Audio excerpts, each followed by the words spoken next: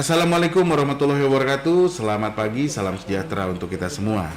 Sahabat Permata dimanapun Anda berada, balik lagi nih sama kita ya di podcast Konsul Dok. Iya, gimana enaknya? Apa namanya? Konsul Dok, Konsul Dok. Oh ya gitulah ya. Ya intinya pada hari ini kita akan membahas waspada posisi duduk W berdampak pada tumbuh kembang anak.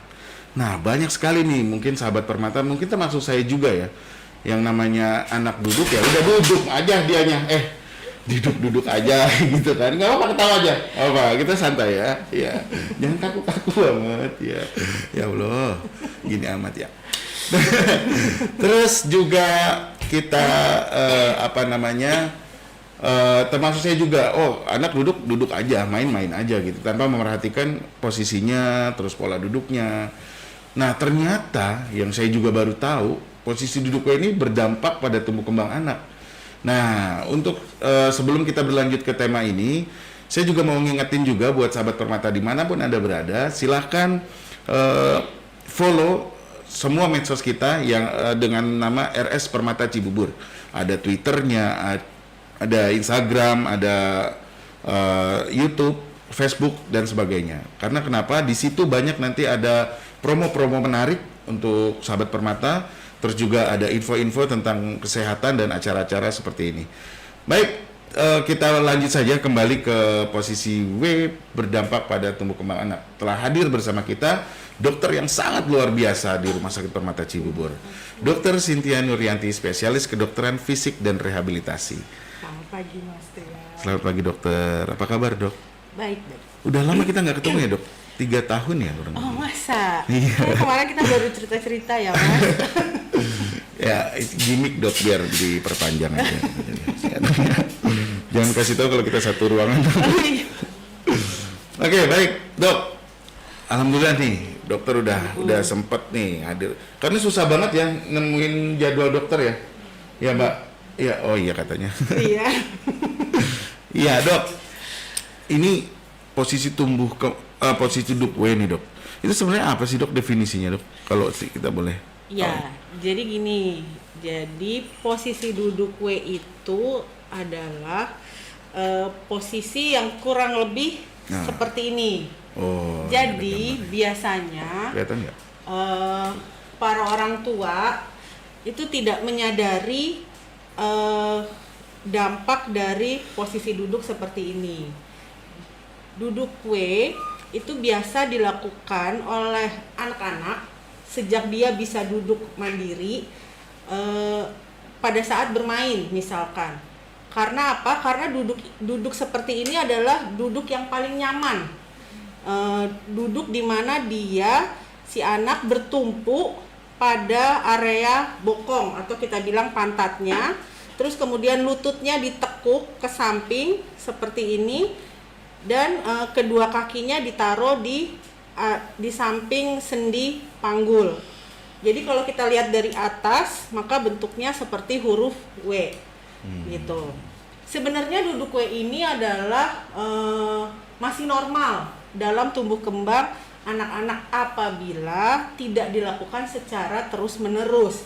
Cuman karena duduk posisi ini adalah nyaman, di mana dia daerah tumpuannya adalah besar, jadi anak-anak merasa lebih stabil pada saat bermain.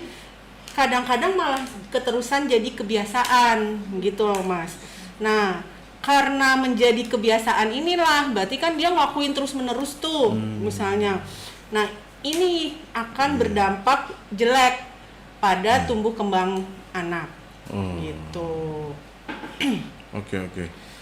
Jadi kalau posisi duduk gini dampaknya itu di apanya dok yang berpengaruh dok?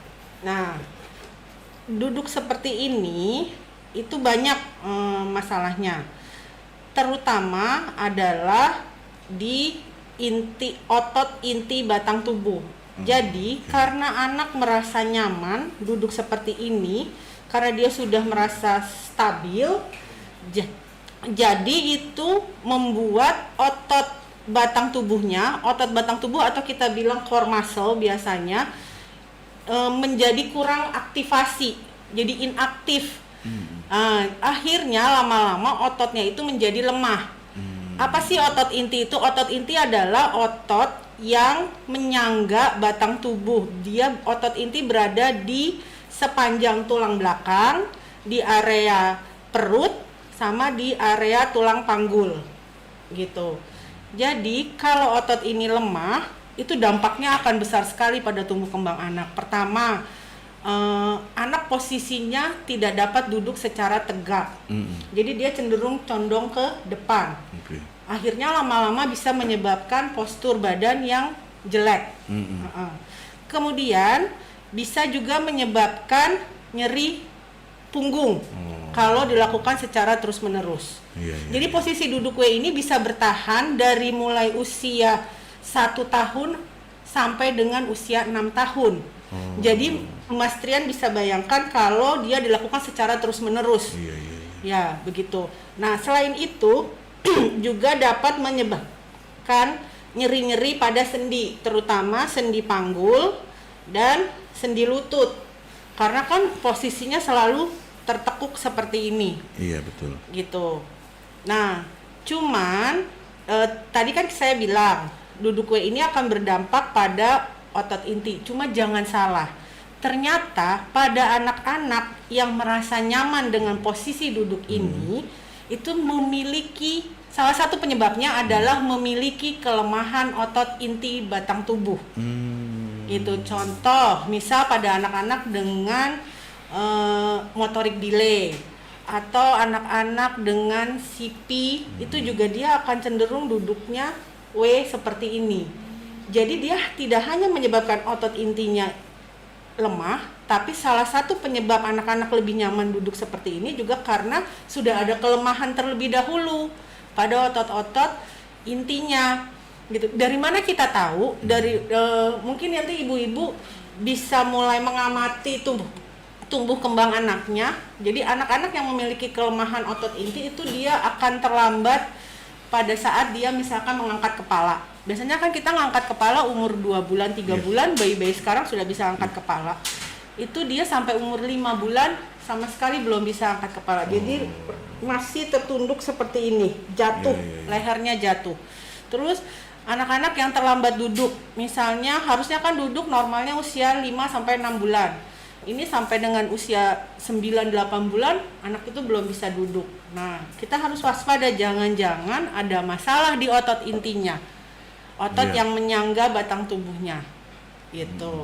Begitu juga untuk anak yang tidak bisa berjalan. Kan normalnya pada usia 11 sampai 12 bulan. Tapi sampai usia 1,5 tahun, kenapa ya kok anak saya maunya dititah-titah aja, nggak mau jalan, atau cenderung jalan sebentar duduk lagi, dan duduknya biasanya posisinya seperti ini karena dia merasa nyaman. Gitu. Berarti jangan sampai nyaman ya dok ya? Iya, nggak boleh sampai nyaman. Terus juga nanti bisa mempengaruhi pola jalan juga dong dok? Iya, bisa mempengaruhi pola jalan. Jadi misalnya nanti gambarnya kurang lebih seperti ini. Nah, jadi duduk W itu selain menyebabkan hal-hal yang tadi saya sebutkan di atas, kalau dilakukan terus-menerus, itu juga bisa merubah bentuk kakinya seperti ini. Jadi, pada saat nanti anaknya sudah bertambah usianya, itu karena dia terbiasa duduk W, duduk W itu kan berarti tulang pahanya itu dia memutar ke dalam. Jadi pada saat berdiri itu dia juga akan tetap memutar ke dalam karena sudah terjadi tarikan otot di paha bagian dalam. Sedangkan otot yang di paha bagian luar ini sudah menjadi lemah karena sering sekali tertarik.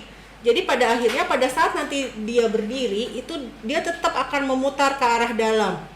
Jadi nanti lututnya akan bertemu seperti ini. Kita namanya knock knee. Kita namakan knock knee. Nah, selain itu, kita bisa juga lihat ada perubahan pada arah telapak kaki karena sudah ada pemutaran dari tulang paha ini. Nah, otomatis kakinya dia akan mengarah ke dalam atau biasa kita sebut intoing. Ini sering saya jumpai di tempat praktek. Jadi ada ibu-ibu datang karena merasa takut, khawatir kenapa anaknya kalau jalan telapak kakinya mengarah ke dalam. Nah, normalnya kita kalau jalan telapak kakinya mengarah keluar, menjauhi garis tengah. Tapi pada anak-anak yang biasa duduk W itu dia akan mengarah ke dalam telapak kakinya pada saat berjalan. Jadi biasanya keluhannya adalah kenapa ya dok, anak saya kalau jalan atau lari sering banget kesandung sama kakinya sendiri, akhirnya jatuh. Iya. Gitu. Banyak tuh dok. Nah banyak itu sering saya jumpai.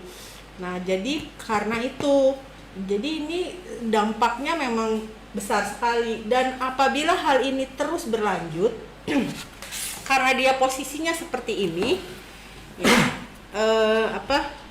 menekuk seperti ini si mangkok tulang paha yang megang begini itu dia akan terdorong, ketarik yang saya bilang tadi ke arah dalam, jadi dia bisa lepas begini.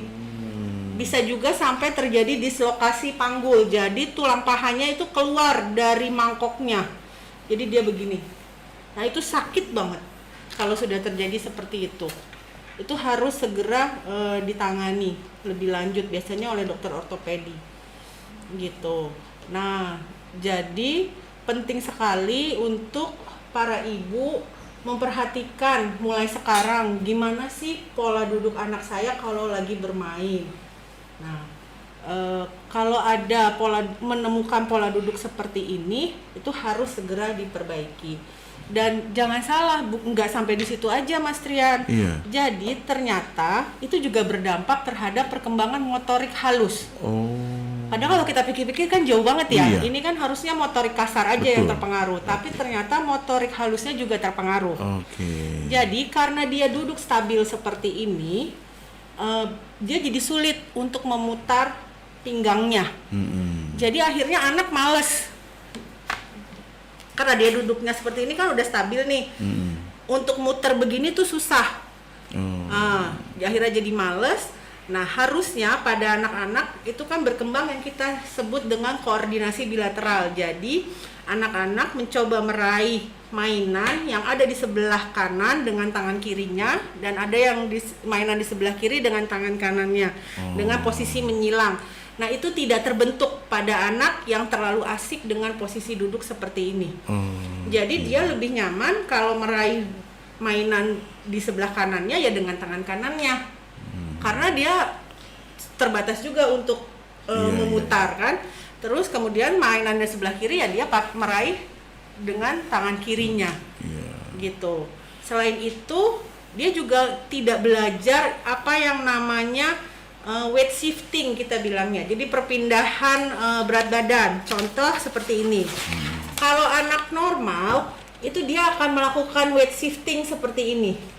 Jadi dia akan bertumpu hanya pada salah satu pantat saja, sedangkan pantat yang ini agak melayang ya, jadi tekanannya beda, tekanannya ke lantai beda. Ini namanya weight shifting, jadi dia lebih bertumpu ke pantat yang sebelah kiri. Kemudian tangan kirinya akan mensupport badannya. Nah ini kalau yang normal seperti ini, tapi pada saat dia duduk dia tidak bisa melakukan hal ini, gitu. Karena dia sudah sangat stabil, dia tidak perlu lagi untuk melakukan weight shifting. Dan ini nanti akan berpengaruh terus sampai akhirnya dia bisa melompat, dia bisa berjalan, bisa berlari, itu akan mempengaruhi. Gitu. Oke, jadi intinya itu ya, jangan terlalu nyaman karena kenyamanan itu belum tentu baik untuk masa depan kita. Betul. Iya. Harus yang ada sedikit-sedikit. ya, yang megang kamera gemeteran dok. Masalah. Itu kan benar, yang nyaman itu belum tentu baik untuk kita ke depan, makanya keluarlah dari zona nyaman sewaktu-waktu. Oke, seperti itu. Nah, buat sahabat Permata di rumah yang mau lebih lanjut nih, punya keluhan yang sama dengan yang kita bahas pada kali ini, bisa langsung nih datang ke Rumah Sakit Permata Cibubur.